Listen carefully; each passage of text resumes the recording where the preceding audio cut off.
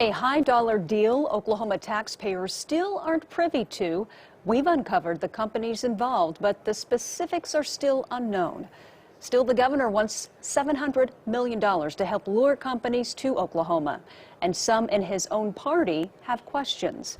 News 4's Brent Skarkey is live at the Capitol with more. Brent. Jolene, about an hour and a half of questions and debate today on the House floor over House Bill 4455, the LEAD Act. Supporters of the bill to bring a huge electric car battery company to Oklahoma say it's time to diversify the state's economy. Those opposed are worried about the price tag and filling over 4,000 jobs. We are talking about the second largest manufacturing plant in North America.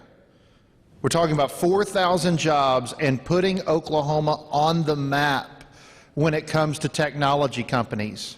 The House Majority Leader spelling out a business deal the governor is working on with Panasonic and Canoo. We're going to go after that new technologies. On Monday, Governor Kevin Stitt asking the state legislature for increased financial incentives to bring in a battery plant.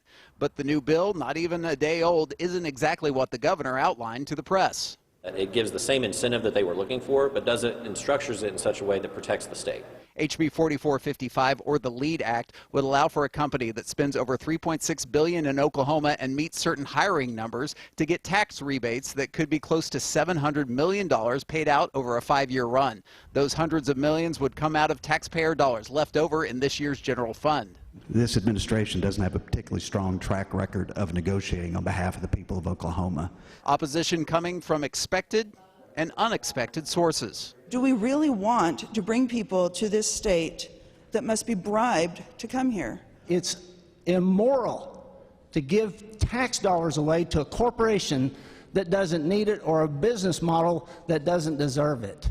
Opponents, specifically from the proposed factories district, citing issues of existing worker shortages in the state. Others worried that recent development has only been fostered in northeastern Oklahoma. Prosperity begets more prosperity because a rising tide lifts all boats. To consider how this is going to impact 7 generations down the line. Supporters in from both sides of the aisle as well, pointing out the state's success in giving economic incentives to Goodyear in the 70s, the Thunder in the 2000s, and the film industry in recent years. And the time to make the investment is now.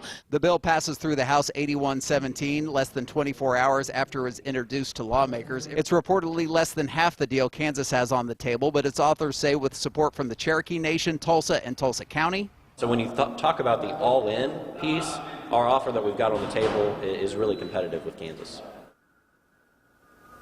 Well, Hilberg tells me that the verbiage on the funding is not quite hammered out, but he says if that $700 million is set aside, there would still be more than $2.7 billion available extra for Oklahoma taxpayers.